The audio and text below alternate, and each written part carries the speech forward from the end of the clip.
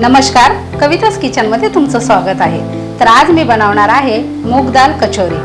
तर चला मग कचोरीचं साहित्य बघूया। 2 मोठ्या वाट्या मैदा, अर्धी वाटी मुगाची डाळ मी 2 तास पाण्यामध्ये भिजवून घेतली आहे आणि तिची मी अशी जाड वाटून घेतली आहे। 4 टेबलस्पून तूप, 4 टेबलस्पून तेल, 1 वाटी दही, अर्धा टेबलस्पून जिरे, 1 टेबलस्पून ओवा, 1 टेबलस्पून आमचूर पावडर, अर्धा टेबलस्पून चाट मसाला, 2 चिमूट हिंग, 3 हिरव्या मिरच्या अशा बारीक कट करून घेतलेल्या, 1 टेबलस्पून धने कुटून घेतलेले, चवीनुसार मीठ, काळे मीठ अर्धा tablespoon, 1 tablespoon kasuri methi, 1 tablespoon बडीशोप, अर्धा टेबलस्पून साखर, अर्धा टेबलस्पून धने पावडर, अर्धा टेबलस्पून मिरची पावडर, अर्धा टेबलस्पून जिरे पावडर, अर्धा टेबलस्पून हळद, अर्धा टेबलस्पून गरम मसाला, अर्धा टेबलस्पून मिरी पावडर, हिरवी चटणी, चिंचेची चटणी आणि शेव। सर्वप्रथम आपण आता मैद्याचे पीठ मळून घेऊया।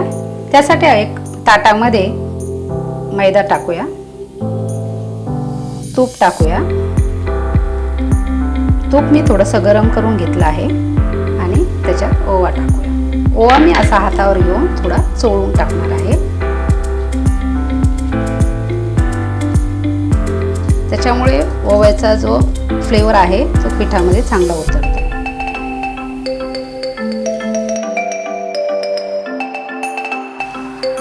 तूप आपण पिठाला चांगलं चोळून घेऊया।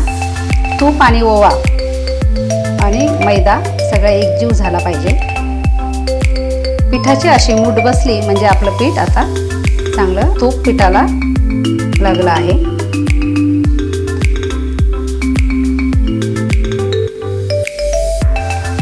थोडं थोडं पाणी टाकून मळून घेऊ। आपण चपातीसाठी जसं पीठ मळतो त्याच प्रकारे पीठ मळून घेऊया। अशा प्रकारे मी पीठ मळून घेतलं आहे। पीठ मळताना त्याच्यात अर्धा टेबलस्पून मीठ टाका, मी सांगायला विसरले। आता आपण त्याला थोडंसं तेल लावून घेऊया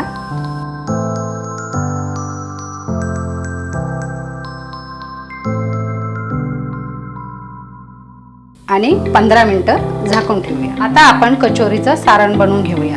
त्यासाठी आपण कढाईमध्ये 4 टेबलस्पून तेल टाकूया। तेल गरम झालं की त्यात जिरे टाकते। जिरे चांगले तडतडले की त्यामध्ये हिंग टाकूया, कुटून घेतलेले धने, कसुरी मेथी, आपण हे सगळे मसाले टाकूया। आमचूर पावडर, चाट मसाला, काळे मीठ, मिरची, हे सगळे मसाले परतून घेऊया।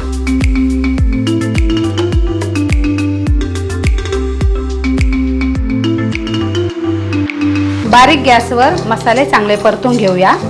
मसाले चांगले परतून झाले की त्यात जाडसर वाटलेली मूग डाळ टाकूया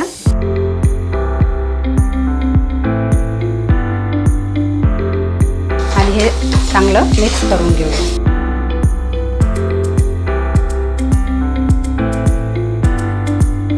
हे सारण चांगलं परतून घेऊया। 5 मिनिटं झाले आहे, हे मी चांगलं परतून घेतलं आहे।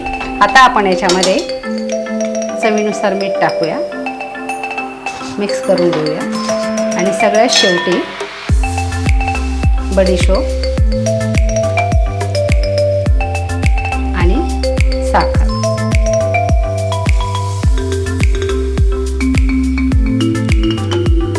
मिक्स करून घेऊया।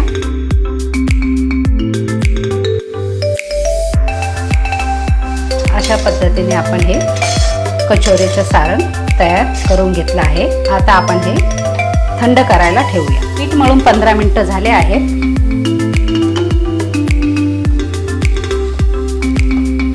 अजून आपण थोडंसं पिठाला मळून घेऊया। पीठ जास्त सैल पण करायचं नाही आणि जास्त घट्टही नाही। आपण चपातीसाठी जसं पीठ मळून घेतो अगदी तसंच मळून घ्यायचं। आता आपण कचोरीसाठी असे गोळे तयार करून घेऊया। तर आपण आता सगळ्या पिठाचे असे गोळे करून घेऊया। आता पिठाचे गोळे तयार करून झाले आहेत। आता आपण सारण बघू। इथे आपलं सारणही थंड झालं आहे। आता आपण याचे गोळे करून घेऊया। पिठाच्या गोळ्यापेक्षा सारणचा गोळा आपण थोडासा छोटा करून घेऊया। जर कचोरीचं सारण उरलं तर ते आपण फ्रीजमध्ये 1 आठवडा ठेवू शकतो। आता आपण कचोरी बनवायला घेऊया। सर्वप्रथम आपण गोळ्याची अशी वाटी बनवून घेऊया।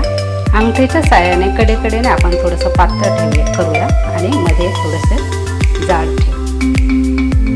आता ह्या अशा प्रकारे आपण वाटी बनवून घेतली की त्यामध्ये आपण सारण टाकून चांगलं हे व्यवस्थित सील करून घेऊया आणि असं फोल्ड करून घेऊ।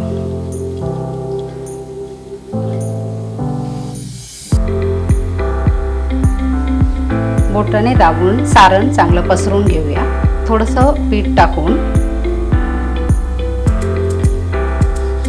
हलक्या हाताने कडेकडेने लाटून घेऊया। कचोरी जास्त पातळ नाही लाटायची, जाडच ठेवायची। अशा प्रकारे आपण कचोरी लाटून घेतली। बाकीच्याही कचोऱ्या अशाच आपण लाटून घेऊया।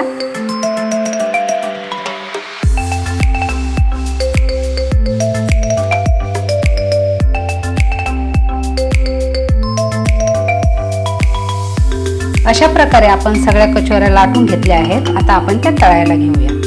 एका कढाईमध्ये मी तळण्यापुरतं तेल घेतलं आहे। तेल नॉर्मल गरम करून घेतलं आहे। आता त्यात मी कचोरी सोडते। कचोरी टाकली की लगेच तिला पलटी करायची नाही, 2 मिनिटं आपण तिला तळून द्यायची। कचोरी जरा फुगली की मग तिला आपण पलटी करून घेऊया। कचोरीची साईज मोठी असल्यामुळे एक एक करूनच तळून घेणार आहे। कचोरीला चांगला ब्राऊन कलर आला आहे। आता आपण काढून घेऊया। तुम्ही बघू शकता कचोरी आपली चांगली फुगली आहे।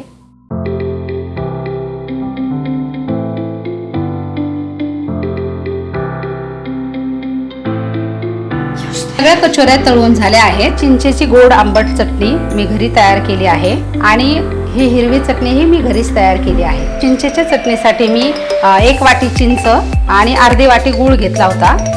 चिंच मी चांगली पहिली शिजवून घेतली आणि शिजून झाल्याच्या नंतर गाळून घेतली आणि चिंचेचं पाणी आणि गूळ हे दोन्ही मिश्रण मी शिजवून घेतलं।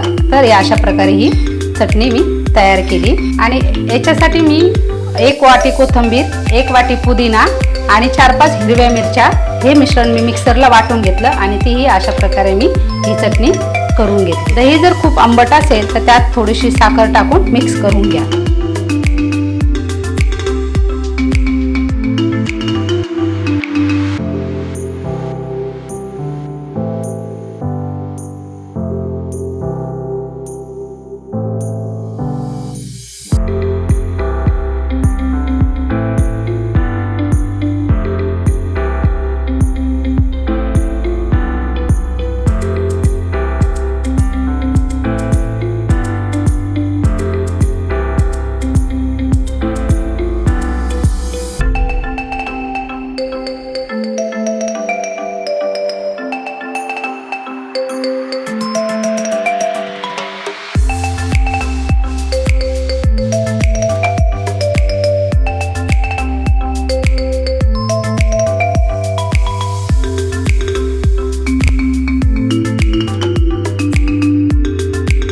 मग कशी वाटली आजची रेसिपी? आवडली असेल तर नक्की कमेंट करा।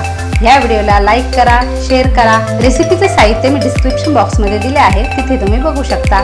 आणि माझ्या चॅनलला सबस्क्राईब केलं असेल तर सबस्क्राईब करा। तर पुन्हा भेटू अशाच एका नवीन रेसिपीसोबत। तोपर्यंत बाय बाय।